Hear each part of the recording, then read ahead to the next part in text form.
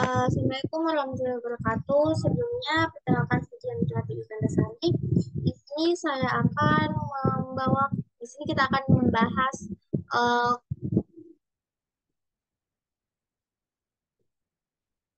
hari ini kita akan membahas konsep yang sangat penting dalam epidemiologi, yaitu jaring-jaring sebab akibat. Konsep ini akan membantu kita memahami bahwa faktor tidak hanya disebabkan oleh satu faktor tunggal, tetapi oleh interaksi kompleks dari berbagai faktor.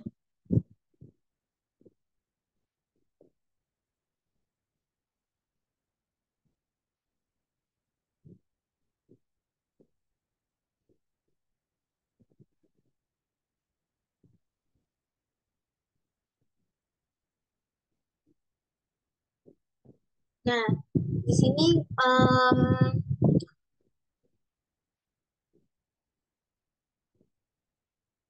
Nah, teman-teman, seperti yang kita lihat pada diagram, penyakit bukanlah hasil dari satu penyebab tunggal, melainkan dari banyak faktor yang saling mempengaruhi. Bayangkan penyakit sebagai sebuah bangunan yang kokoh untuk merobohkan bangunan tersebut. Kita tidak hanya perlu menghancurkan satu tiang penyangga, tetapi berbagai tiang sekaligus. Begitu pula dengan penyakit untuk mencegah atau mengendalikannya. Kita perlu memahami dan mengatasi berbagai faktor penyebabnya.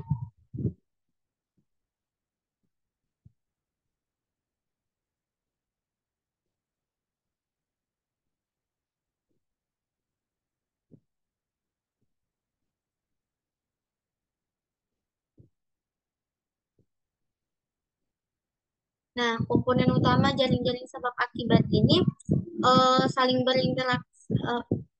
Dan selanjutnya kita masuk kepada komponen utama jaring-jaring sebab akibat.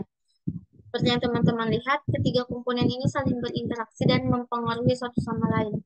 Misalnya bakteri lebih mudah menginfeksi seseorang dengan daya tahan tubuh yang lemah jika kondisi lingkungannya mendukung, seperti sanitasi yang buruk.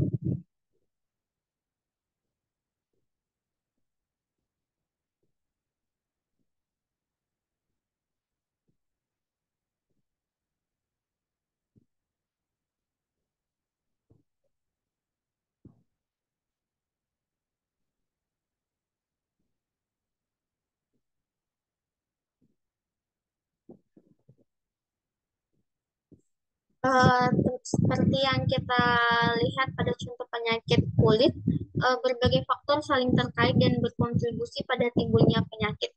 Dengan memahami jaring-jaring sebab akibat ini, kita dapat mengembangkan strategi pencegahan yang lebih komprehensif.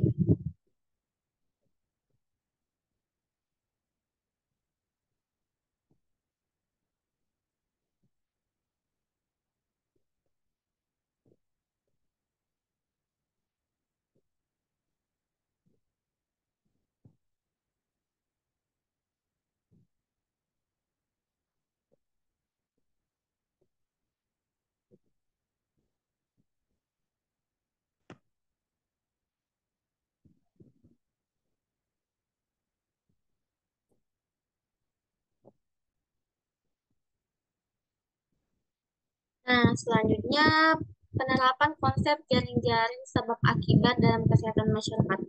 Em, Konsep jaring-jaring sebab akibat merupakan pemahaman bahwa suatu penyakit atau masalah kesehatan tidak disebabkan oleh satu faktor, melainkan oleh interaksi kompleks dari berbagai faktor.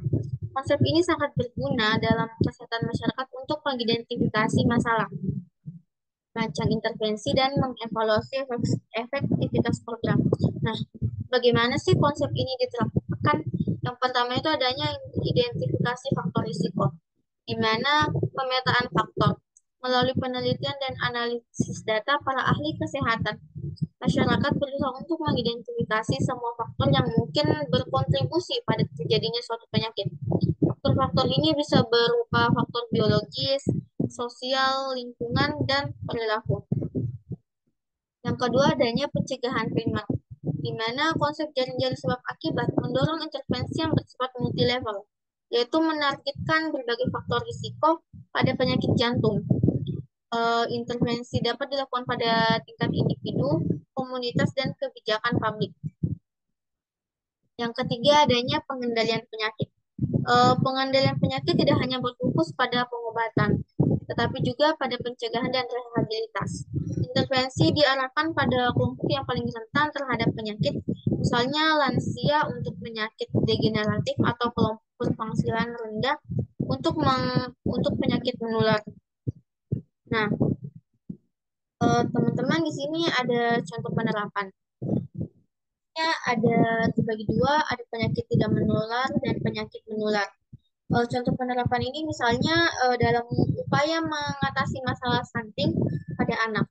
Konsep jaring-jaring sebab akibat akan mengidentifikasi berbagai faktor risiko seperti kekurangan gizi ibu hamil, praktik pemberian makanan yang tidak tepat, sanitasi yang buruk, dan kemiskinan. Intervensi kemudian akan dilakukan pada berbagai tingkat, mulai dari penyuluhan gizi bagi ibu hamil, pemberian makanan tambahan bagi anak balita, pemberian sanitasi, hingga program ekonomi keluarga. Selanjutnya di sini ada manfaat penerapan konsep jaring-jaring sebab akibat. Nah, konsep jaring-jaring sebab akibat memberikan pemahaman yang lebih mendalam tentang kompleksitas suatu masalah kesehatan. Penerapan konsep ini menawarkan sejumlah manfaat signifikan dalam upaya meningkatkan kesehatan masyarakat. Yang pertama ada pencegahan yang lebih aktif, eh, di mana dengan memahami berbagai faktor yang saling terkait dalam menyebabkan suatu penyakit, upaya pencegahan dapat dilakukan secara lebih komprehensif, tidak hanya berfokus pada satu faktor saja. Yang kedua, penghematan biaya. Dengan menargetkan intervensi pada faktor-faktor risiko yang paling signifikan, sumber daya kesehatan dapat dialokasikan secara lebih efektif. Yang ketiga, peningkatan kualitas hidup. Dengan mengidentifikasi dan mengatasi faktor risiko penyakit kronis, kualitas hidup masyarakat dapat ditingkatkan secara signifikan. Dan yang terakhir, adanya keadilan kesehatan. Di sini konsep ini memungkinkan identifikasi kelompok masyarakat yang paling rentan terhadap suatu penyakit, sehingga intervensi dapat difokuskan pada kelompok tersebut. Singkatnya seperti ini. Penerapan konsep jaring-jaring sebab akibat dalam kesehatan masyarakat memberikan manfaat yang sangat luas. Mulai dari peningkatan kesehatan individu hingga peningkatan kesejahteraan masyarakat secara keseluruhan. Konsep ini mendorong pendekatan yang lebih proaktif, holistik, dan adil dalam mengatasi masalah kesehatan. Selanjutnya, tantangan dalam menerapkan jaring-jaring sebab akibat dalam praktek. Konsep jaring-jaring sebab akibat memang menawarkan pendekatan yang komprehensif dalam mengatasi masalah kesehatan. Namun penerapannya di lapangan seringkali dihadapkan pada berbagai tantangan. Seperti beberapa tantangan yang utama yang sering kita temui. Pertama, ada kompleksitas yang sangat tinggi. Jaring-jaring sebab akibat melibatkan banyak faktor yang saling berinteraksi secara kompleks, sehingga sulit untuk mengidentifikasi dengan pasti faktor mana yang paling berpengaruh. Yang kedua, keterbatasan data, di mana data yang tidak lengkap dan data yang tidak valid seringkali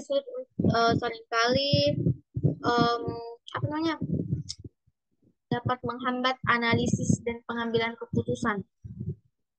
Yang ketiga, ada variabilitas individu, di mana setiap individu memiliki respon yang berbeda terhadap faktor risiko yang sama, dan juga faktor genetik berperan penting dalam menentukan risiko seseorang terhadap suatu penyakit.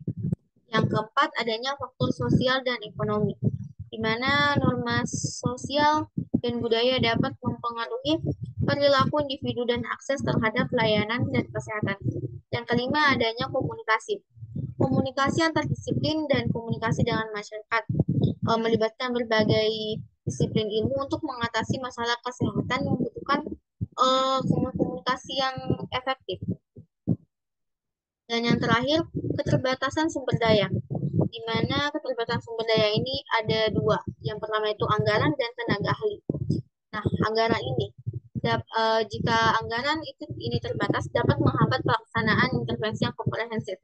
Begitu pula dengan tenaga ahli. Jika kurangnya tenaga ahli yang kompeten, dapat menghambat pelaksanaan program. Selanjutnya, Cara mengatasi tantangan. Nah, cara mengatasi tantangan ini yang pertama ada pendekatan interdisipliner yang melibatkan berbagai ahli untuk mengumpulkan berbagai disiplin ilmu untuk mendapatkan perspektif yang lebih komprehensif. Yang kedua ada pengembangan metode analisis yang lebih canggih eh, dengan memanfaatkan perangkat lunak seperti R, Python atau software khusus analisis jaringan untuk membangun dan menganalisis model jaring-jaring. Yang ketiga ada pemanfaatan big data dengan menggabungkan data dari berbagai sumber baik data primer maupun sekunder. Yang keempat adalah adanya simulasi komputer. Nah, simulasi komputer ini untuk untuk menguji berbagai skenario dan melihat dampak perubahan pada sistem. Selanjutnya ada kolaborasi, di mana kita itu harus membangun kemitraan dan dengan pembuat kebijakan agar keputusan itu dapat lancar. Yang keenam, fokus pada pertanyaan dan penelitian yang spesifik. Nah, yang di sini tuh ada menentukan tujuan penelitian yang jelas dan membatasi ruang lingkup penelitian. Dan selanjutnya ada visualisasi, di mana untuk memvisualisasikan hubungan antar berbagai program kita membutuhkan diagram jaring-jaring yang jelas. Dan yang terakhir ada validasi model.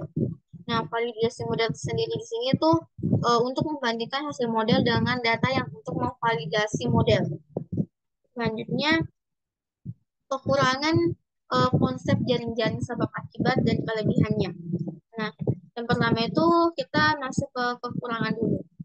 Nah, di sini yang pertama itu ada kompleksitas jaring-jaring, di mana jaring-jaring sebab akibat seringkali uh, sangat kompleks dan sulit untuk divisualisasikan secara lengkap.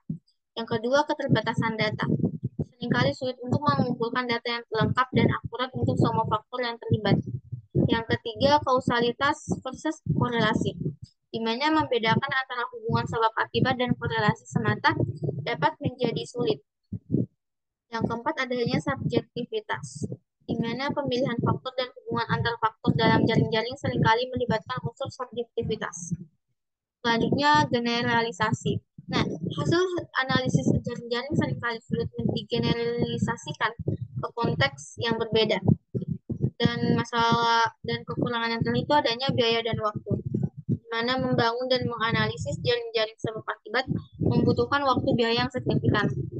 Selanjutnya, kelebihan. Nah, yang pertama itu melihat gambaran besar. Seperti konsep ini memungkinkan kita untuk melihat suatu masalah secara holistik, bukan hanya dari sudut pandang. Yang kedua, mengidentifikasi faktor yang kompleks. Nah, kita dapat mengidentifikasi berbagai faktor yang saling terkait dan mempengaruhi suatu masalah, baik langsung maupun tidak langsung. Yang ketiga, menemukan titik intervensi. Dengan memahami jaring-jaring sebab akibat, kita dapat mengidentifikasi titik-titik yang paling efektif untuk melakukan intervensi. Yang keempat, meningkatkan pemahaman. Nah, konsep ini membantu kita memahami mengapa suatu masalah terjadi atau terjadi dan bagaimana masalah tersebut dapat diperparah atau diperbaiki. Nah, dan yang terakhir di sini memfasilitasi kolaborasi. Konsep ini mendorong kolaborasi antar disiplin ilmu untuk menyelesaikan masalah yang kompleks. Nah, teman-teman, sepertinya hanya ini yang dapat saya paparkan. Maaf bila banyak salah kata, banyak kurang fokus atau bagaimana. Dan terima kasih telah menonton. Sebelumnya terima kasih banyak. Assalamualaikum warahmatullahi wabarakatuh. Nah, kalau tidak,